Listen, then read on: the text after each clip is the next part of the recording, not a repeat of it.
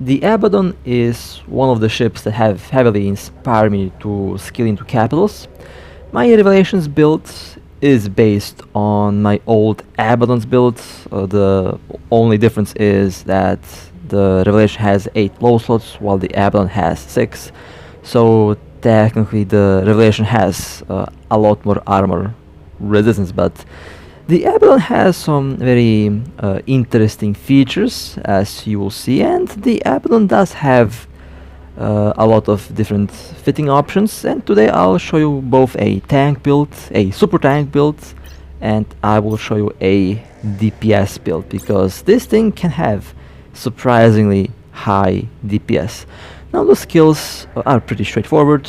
The Abaddon skills have remained the same. You get laser damage, laser range, and armor resistance. Overall, really solid and really good. The Abaddon has 7 high slots, which in most cases will have... My apologies, the Abaddon has 8 high slots, which in most cases will be fitted with lasers, primarily a armor tank, a really good capacitor, overall excellent fence, and the Abaddon is not that slow. This ship is surprisingly quite fast. Initially when I first jumped in this ship I didn't really expect it to be fast, but it surprised me. It's actually a fairly fast little ship. Now I have pulse headers. 50.24 kilometer is the range. The new skills really help a lot with the capacitor. Now the lasers use a lot less capacitor with the new skills active. Dual adaptives, 1 reactive, dual armor pairs, and 1 afterburner. This is a classic build that you can use on your Abaddon. Dual Nosferatus are there to maintain the capacitor, 1 scrambler and 1 web. Now I have the Burning Knight core on this ship, which give me plus 24% extra armor repair.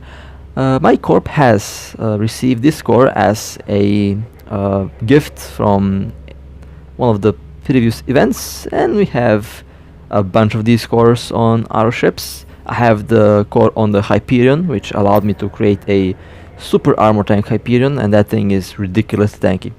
But you also have a lot of other nano cores, and in most cases you would probably go with armor or with extra laser damage. If you want to go full armor tank and full CHONK, then extra armor is always going to help, but if you want extra DPS, then you can also go with the laser damage. If you can pick between thermal and EM, pick EM. That will definitely increase the DPS output quite a bit, but you have a lot of nanocore options, and my advice would be to go with the blue if you don't have a lot of ISK, or even the green nanocore, but ideally I recommend that you go with the Concord Pass nanocore, because they're fairly easy to obtain and they are the purple nanocores, which, you know, definitely will work really well. 1.6 thousand DPS for a full tank build, it's actually really nice. Now these are the old integration rigs based on full armor resistance and armor repair. Now the tanky battleships definitely benefit a lot from integrations, but I'll also show you a cheaper option for this ship as well. 312,000 hit points, 68, 68, 75 and 73% resistance, which is really solid. The capacity to last 22 minutes. As for the implant, if you want to go full CHONK mode, thermal circulation is the way to go, because of the level 15 passive effect that gives you plus 20% resistance on all damage types. And I'll show you one trick that you can do with the Abaddon, also involving the thermal circulation implant, but it only works if the implant is at level 30. Now level 15 is more than enough, but at level 30 you can do something very hilarious with the ship, and I will show you that today in this video. As for the general units, well, I usually pick armor repair and Nosferatu, but you can pick any other unit that you want. So let me undock and let me show you the current performance of the current build. And I have to admit, the Abaddon has a beautiful hull design. This might be one of the prettiest ships in the game. It is just so nice to look at, this ship. It is really pretty, and the color and reflections, all of that goes into consideration. The Abaddon is definitely a very, very beautiful ship, and I really like the whole design of this battleship. The Blood Raider Nellcore looks awesome on this thing, and the Abaddon that I sold, that I recently also destroyed, had the Blood Raider Nellcore, and I'm still a bit sad that I destroyed that ship with my revelation. 573,000 hit points, 86, 86, 88, and 87%. 66,000 hit points. Really solid, really good. With the afterburner, he will be going fairly fast. Definitely much faster than a Abaddon, for example. So that's one good. 530.99 meters per second is the afterburner speed. The tank is 573,000. The Abaddon used to be a armor plate CHONK, and you can do the same armor plate build, but it is not as good as it used to be, but you still have like a lot of armor on this thing. And now the trick that you can do with the thermal circulation. So the level 30 secondary gives you plus 30% resistance when you hit the implant cooldown. Now, in order to hit the implant cooldown, you have to use a railgun because the implant does not work with lasers. So, let me swap the secondary to extra armor and hull resistance. This will only work when you hit the overheat with the implant. And I am not a fan of using a one blaster on the Abaddon, but I just want to show you something really silly. And now this thing is even more tanky. This is a trick that you can use for some various situations. It's a very situational thing, honestly. Excellent bait, a really good bait, and the effect of the passive, of the level 15 passive and level 30 attributes do add up when heat is below 30. So now the tank is about the same, and let me go into overheat with the implant. Okay, we have reached the overheat, and now 666,000 hit points, 88, 88, 89, and 89%. So now the level 30 kicked in, and I have received 30% extra resistance on shield, on armor, and on hull. Of course, you can still use your lasers.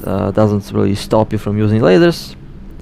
88. Okay, everything is still nice and tanky.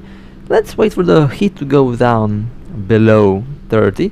This is amazing in combat, by the way. We tested it out with one of my friends. Now this is a bit bugged, and the effect takes a second to show. 800,000 hit points, 90, 90, 91, and 91%. This is when the passive and the level 30 attribute skill kicks in at the same time. This thing is a brick, a really, really tanky battleship. And you also have some very nice DPS, but the only downside is that you have to sacrifice one high slot for a railgun, preferably a small one, because a small one does charge the implant quite fast, so we can hit the overheat a lot fast. We can add a bit more tank, and now I added 3 adaptives and 1 reactive with 2 armor repairers. And well, let's try out the DPS. Let's try out the tank. Of course, you can use the same build with the lasers if you like. But let me undock and let me show you the silly tank that you can get on this thing. Now the tank should be significantly improved. I have sacrificed 1 afterburner for another adaptive, so now the ship will have even more resistance. The Abaddon is the king of armor tank, or perhaps even the king of all tank, because this thing is insane. The Abaddon is simply put, insane. However, you can do the same trick with the Galactic ships that use blasters, and I actually recommend that you do that on those ships, but they don't have the armor resistance bonus, which, you know, is a bit sad, but that's just how Galactic ships are. 671,000 hit points, and now we are approaching cooldown. 96 heat.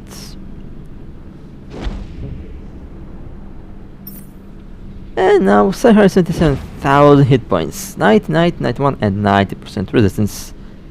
Really good. And here we can take a look at the whole stats. They have been also increased by 30. Overall, fantastic performance so far. And let's wait for the heat to go below 30. The effect kicks in, but it's bugged for some reason and it doesn't show immediately, which is a bit weird, but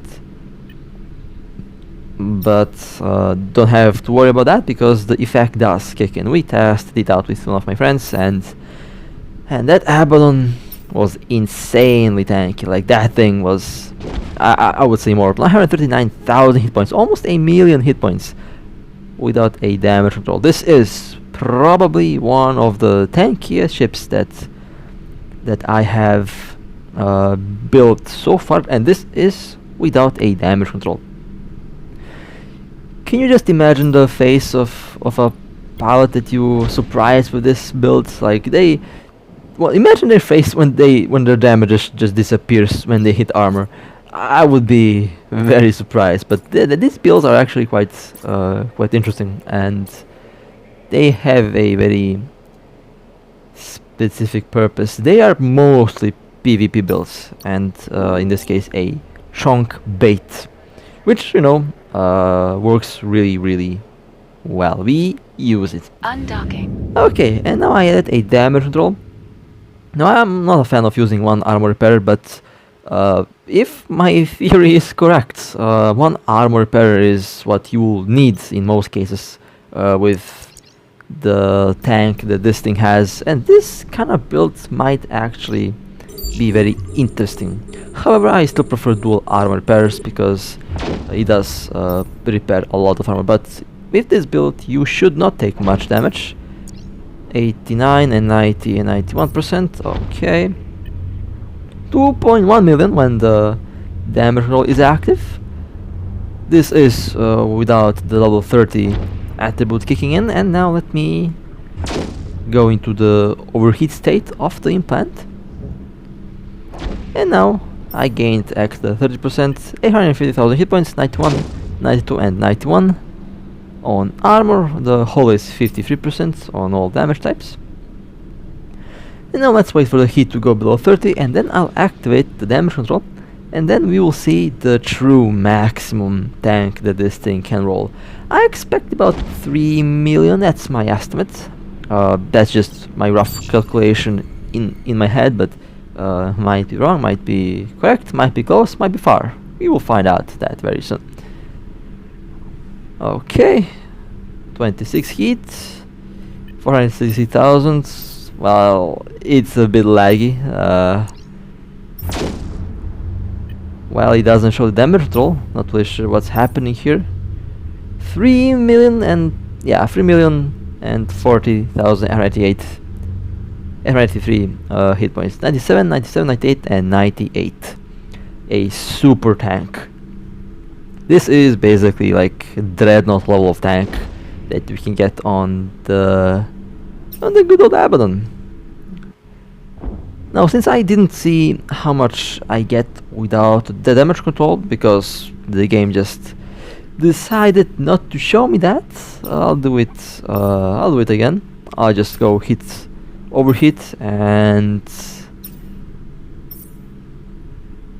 well, not really sure why the game isn't showing me that. 1 million, oh, there we go, 1,027,829 hit points without the damage control.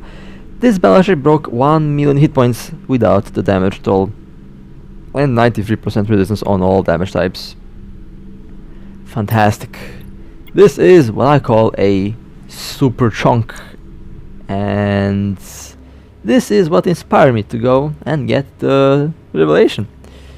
Okay, now you can do a build like this, which is the cheaper option. You will still have fantastic resistances, and the overall difference is going to be minimal. So this ship can benefit from integrations a lot, but at the same time you don't really have to use them. You can go with the cheaper options, and just to show you that the difference is minimal, I will go into overheat again, and I will show you the maximum resistance on this ship with this cheaper build. 89, 92, 90, 90, it's fantastic, still ridiculously tanky. And the yellow hardener also kicks in when the lasers impact. 2.1 million hit points with the damage total. 96, 97, 97 and 96% resistance. Again, really solid. And now let me go into the overheat. 159,000 hit points, 91, 93, 91 and 91. Okay. We're going to overheat the implant for the extra 30, and now let's wait for the implant to go below 30 so that I can activate the damage control, and so that I can show you the total tank that this thing can have. Again, the Abaddon's main trait is the tank, and this is the tankiest armor tank battleship in the game. 2.5 million hit points, 97, 98, 97 and 97%. Which is, again, really good. Small difference, but huge difference in the total ship price. And I'm honestly extremely happy about the tank performance on the Abaddon. Okay, well, let me knock, and it's time that I show you the DPS Abaddon. Now this is a build that I would use in PvP. Triple burst adapters for maximum possible rate of fire for the lasers, triple heat sinks, and one adaptive, one damage control, and one micro warp drive. 2,900 DPS, 256,000 hit points, and it still has some fantastic armor resistance. With this implant, with this build, you can go with the pulse crystal. For PvP, where you aim to blow up the ship as quickly as possible, I recommend the pulse crystal because you get a immediate DPS boost, while the focus crystal is good for PvE, and the focus crystal is good for long duration engagements, but it's definitely not going to do really well in the classic type of PvP because you just don't have enough time to charge up the implant anymore. The implant has been nerfed a lot, and now it takes a while for it to charge, but the DPS also has been reduced, so overall the laser implants have been worked on. Okay, well, let me show you the tank, and let me show you the maximum micro warp drive speed and the tank. 5.6 thousand DPS with one hold a second, I think I messed up a module. I think I have a magnetic field stabilizer installed. I think, yeah, I have a magnetic field stabilizer. I didn't even notice that. Oh no. Well, 8.2 thousand DPS with two heat sinks. There is this thing in the low slots. Let me go and change that. I don't know how I managed to do that, but okay. Happens. Docking request accepted. So 8.2 thousand DPS, not bad, pretty good. More than enough to melt most ships nowadays. Okay, let me go to the fitting window. Let me replace this one magnetic field stabilizer into a heatsink. I was wondering where the 3000 DPS went, because I know that the ship should have about 3.3 thousand, 3.2 thousand cold DPS with this setup. Okay, now I have heatsinks and 3.5 thousand DPS cold. Fantastic. So this is basically one of the ways how you can use the Abaddon. It has some good range, and overall mostly used against battleships. Your primary target with the Abaddon will be battleship, because after all, this is a battleship, and I usually drop battleships on battleships. Although I also like to drop cruisers. But you know, that's me, that's what I do. Okay, now the DPS 6.1 thousand, fantastic DPS output. This is cold DPS with only the implant active. Now let's take a look at heatsinks. 7.5 thousand with the first one, with the second one 8.9 thousand, and with the third one 9,150.53 DPS. Honestly, awesome DPS, almost 10,000. And the tank and the micro warp drive speed on this ship also fantastic. 819,000 hit points and 1.1 kilometer per second is the micro warp drive speed. Again, a fairly quick little battleship. Speed is not a problem, and you also have some fantastic armor resistance, so you definitely have some good tank to go along with the good DPS, which means that this ship will last quite a bit in combat. Then you can also do a build like this with dual adaptives and 1 damage roll. Also works really good. Fantastic armor buffer and still fantastic DPS. And this would be a PvE build. Triple webs and quad heatsinks with 1 scrambler. The Abaddon's fantastic capacitor means that you can get easy capacitor stability without a Nosferatu, and you can use triple webs and a scrambler. Works really well, and it will not give you any problems whatsoever. The capacitor will be stable, and you don't have to worry about the capacitor on this ship. Okay, let me show you the maximum DPS that we can get with the Focus Crystal. Now the Focus Crystal been changed. I'll use the Focus Crystal and I'll show you the maximum DPS with the Focus Crystal in combat in just a minute. But the Pulse Crystal definitely is kicking in really good, really hard on this ship. 7.8 thousand DPS. With the second one 9.3 thousand DPS. 10,000 DPS. 10,911.74 DPS, which is absolutely fantastic, absolutely amazing. You can rival Apocalypse Strikers with this ship, which is kind of funny. With better tracking, of course, because the Apocalypse achieves this DPS in siege mode, while this thing achieves that easily without. Okay, let me go and let me show you the performance of the Focus Crystal, because you know they have changed the implant and now you can't charge the Focus Crystal on the station anymore. You have to shoot at something, you have to do damage. Even if you do like no damage, even if you hit and do no damage, the game counts that as a miss. So I can't test out the Focus Crystal unless it is in actual combat. So let me go and let me run this little mission with the good old Abaddon. Tank is not going to be a problem because you already have a default plus 20% armor resistance, and 1 adaptive is going to be more than enough.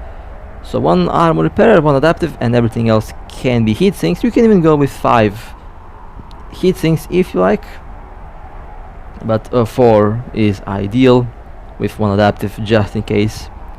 Which, you know, makes the Abaddon a very good choice for PvE and a very good choice for PvE as well. A very interesting ship indeed. Most of the time I flew the Abaddon as a tank, but the DPS Abaddon, the PvP DPS Abaddon, is actually a very interesting idea that I might use at one point. I mean, I have a lot of ideas with a lot of ships. My PvP Abaddon used to be a tank, but the idea of a DPS Abaddon is definitely very interesting.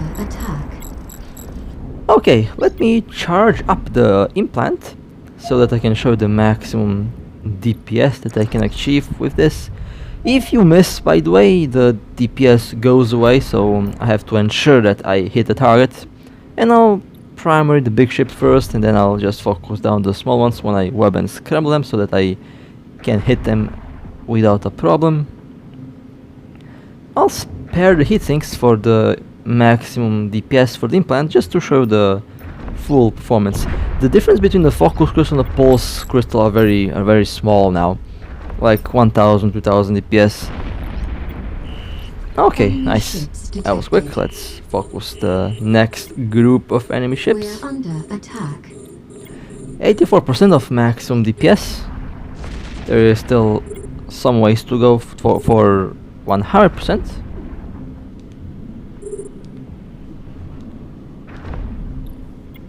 We're under attack.